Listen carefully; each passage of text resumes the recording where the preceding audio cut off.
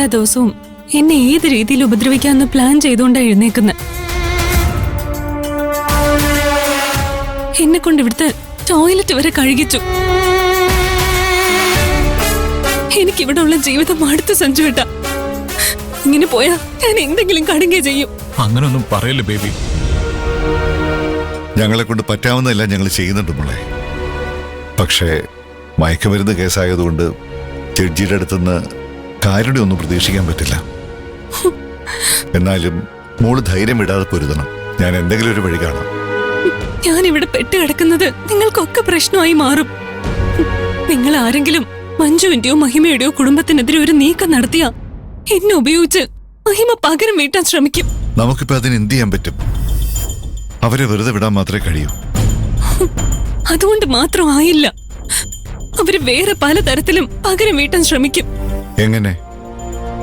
അച്ഛനാണ് പീതാംബരനെ കൊന്നതെന്ന് മഹിമ വരുത്തി തീർക്കും. അങ്ങനെ ചുമ്മാ പറഞ്ഞാ മതിയോ? അവൾക്ക് അത് തെളിയിക്കാനോട് കഴിയണ്ടേ? എനിക്കൊരു സത്യം പറയാനുണ്ട്. എന്താ ബേബി? അച്ഛൻ എന്നോട് ദേഷ്യം തോന്നരുത്. ഞാനെന്തിനാ മോളോട് ദേഷ്യപ്പെടുന്നേ? മോള് കാര്യം പറ. പീതാംബരൻ മരിച്ച ദിവസം അച്ഛൻ എവിടെയായിരുന്നു എന്ന് മഹിമ കുറെ തവണ ചോദിച്ചു. ഞാൻ ഉത്തരം പറയാതെ ഒഴിഞ്ഞു മാറിയപ്പോ അവൾ എന്റെ നഖം പ്ലെയർ കൊണ്ട് വലിക്കാൻ ശ്രമിച്ചു. ഞാൻ കുറെ നേരം പിടിച്ചു നിന്നു. എന്നിട്ടും അവൾ നിർത്താതെ ആയപ്പോ എനിക്ക് സത്യം പറയേണ്ടി വന്നു. എന്ത് സത്യം?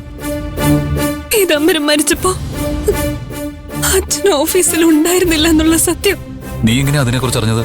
ശാലിനി പറയുന്നത് ഞാൻ കേട്ടായിരുന്നു. ഞാൻ ഒളിഞ്ഞു നിന്ന് കേട്ടതൊന്നുമല്ല, അടുക്കളയിലേക്ക് പോയപ്പോ അറിയാതെ കേട്ടുപോയതാ. അത് പറഞ്ഞപ്പോഴാ മഹിമ എന്നെ വെറുതെ വിട്ടത്. എന്റെ നഖം ഇപ്പോഴും വേദനിക്കുന്നുണ്ട്.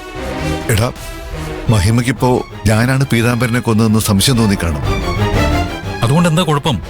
അയാളെ ഡാഡിയല്ല കൊന്നെങ്കിൽ പിന്നെ പേടിക്കാനൊന്നുമില്ലല്ലോ. ആരാണ് യഥാർത്ഥ കൊലയാളി എന്നുള്ളൊരു വിഷയമല്ല.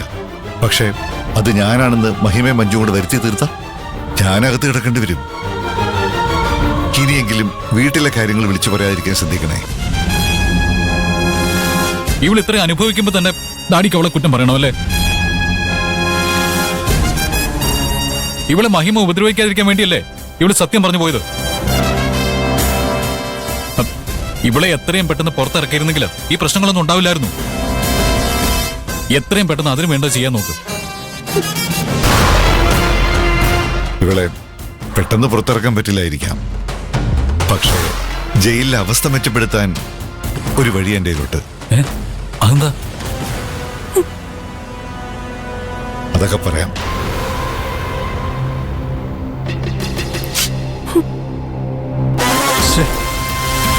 വെറുതെ ഒരു സസ്പെൻസ് ഇട്ടിട്ട് പോയി.